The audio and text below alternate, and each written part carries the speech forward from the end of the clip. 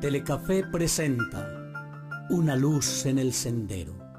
Una palabra de esperanza para un mundo necesitado de amor. Una luz en el sendero.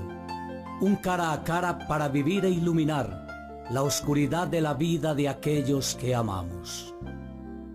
Permíteme orar contigo. Presenta y dirige el Padre Pacho.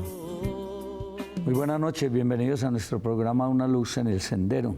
Cada año cerca de 700.000 personas se quitan la vida y muchas más intentan hacerlo. Todos los casos son una tragedia que afecta a la familia, a las comunidades y también a las naciones y tienen un efecto duradero para los allegados de la víctima. Puede ocurrir a cualquier edad. En el 2019 fue la cuarta causa de defunción en jóvenes entre 15 a 29 años en todo el mundo.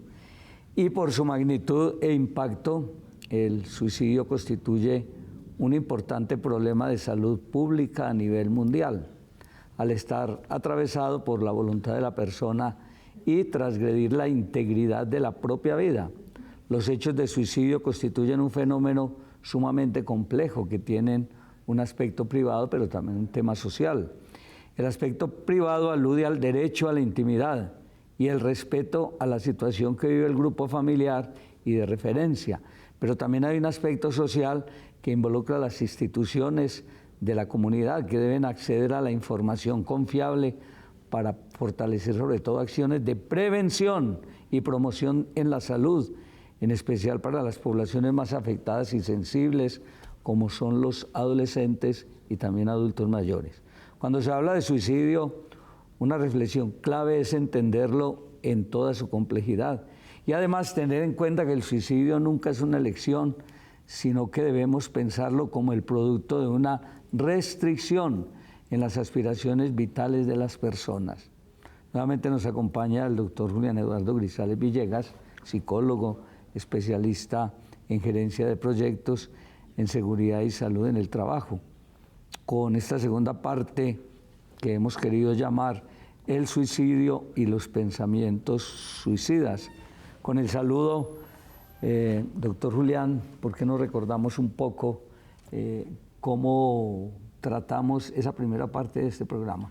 Padre, buenas noches, muchas gracias. Sí, pues primero dimos como un contexto general de lo que ocurre en las familias y de cuál es como el origen de esos pensamientos, de esas ideaciones suicidas y de esos actos suicidas, y que están enmarcados muy en el lugar en el cual son socializadas las personas, es decir, en sus familias, en sus barrios, en sus escuelas y colegios, y cómo la forma de abocar la vida, sus pensamientos, sus emociones, pues los hacen, digamos, más propensos también a estas ideaciones suicidas y al acto suicida.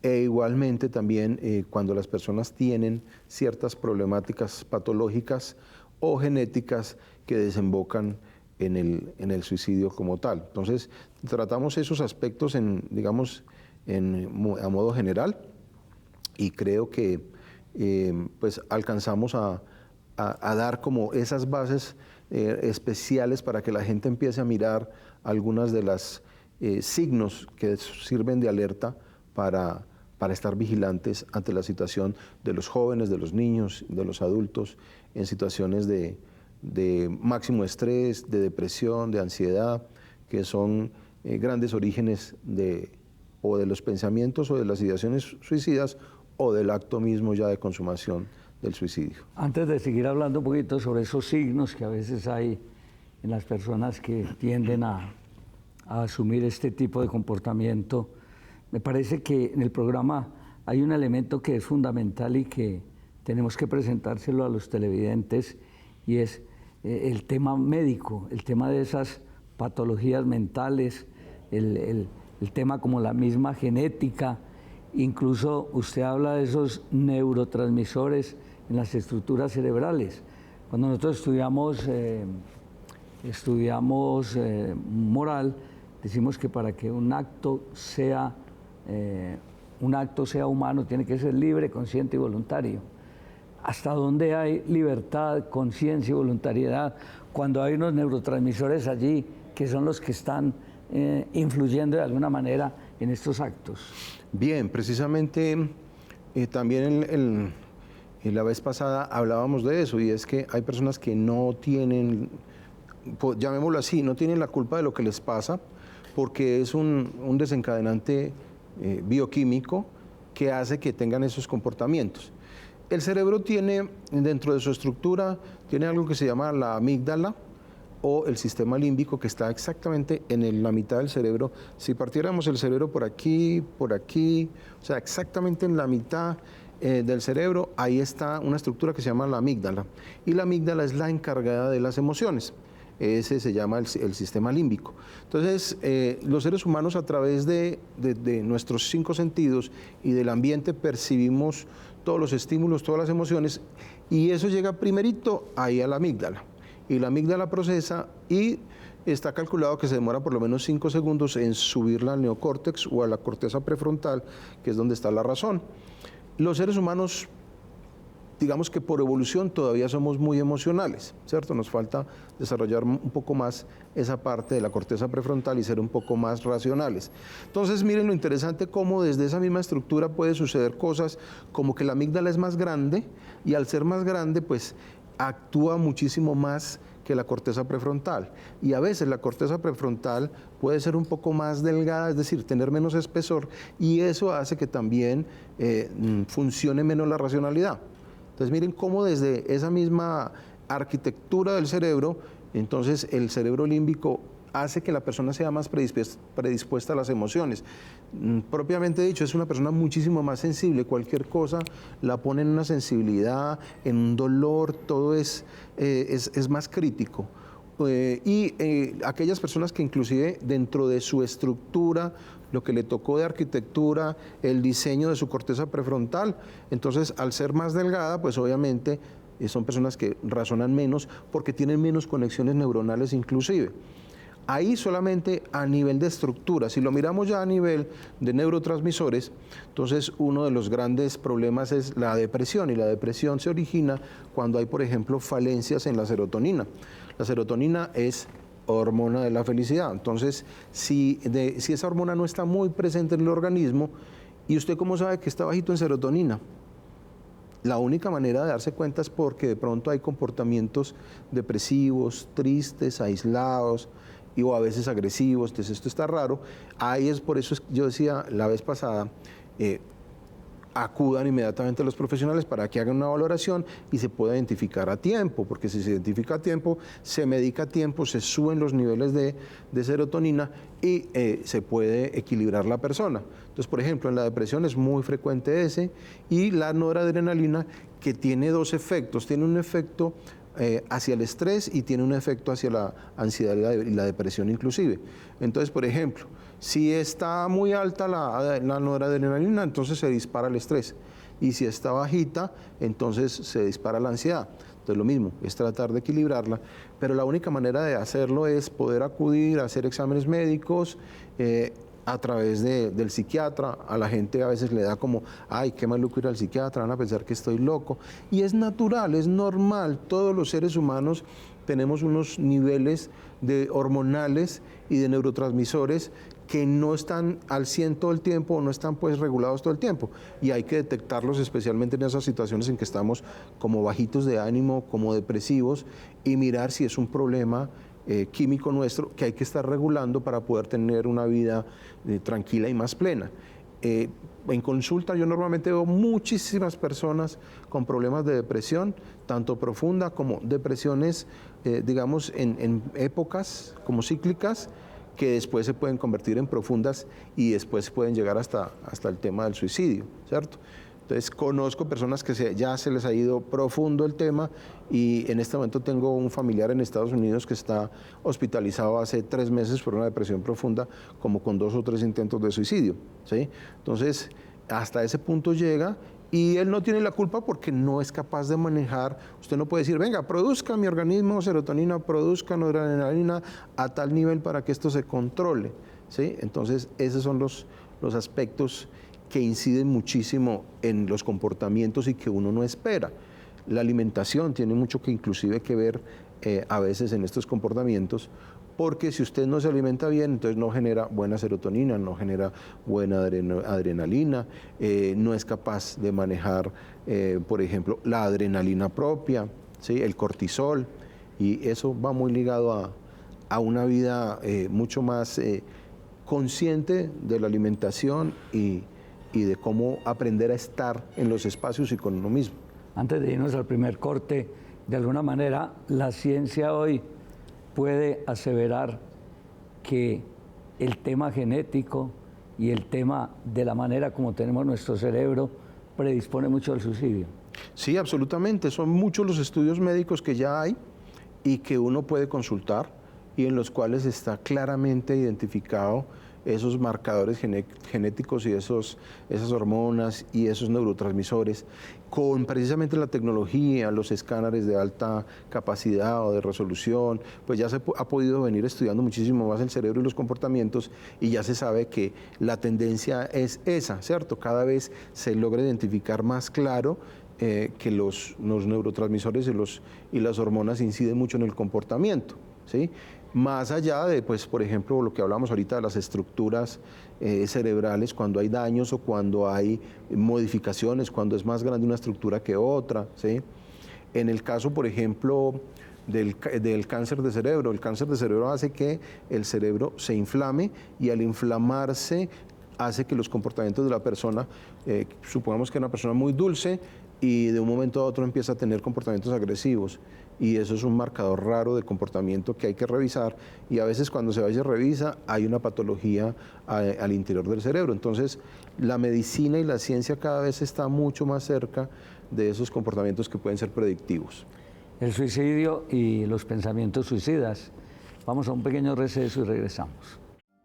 Una luz en el sendero, un cara a cara para vivir e iluminar la oscuridad de la vida de aquellos que amamos. Permíteme orar contigo.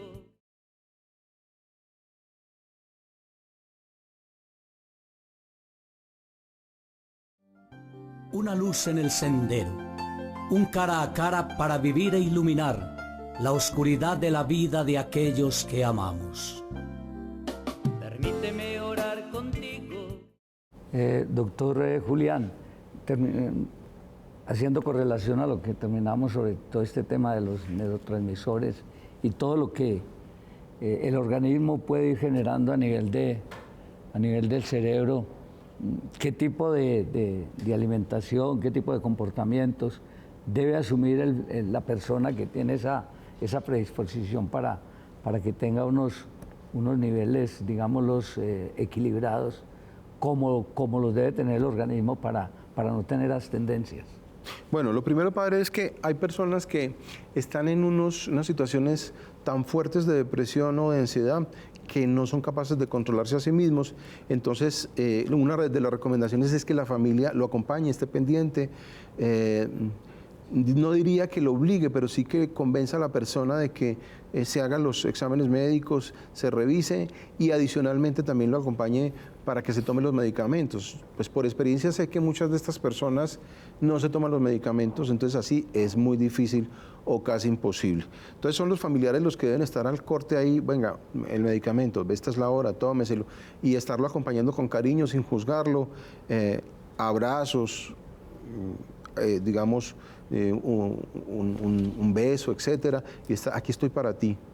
Simplemente eso, es la compañía sin juzgar.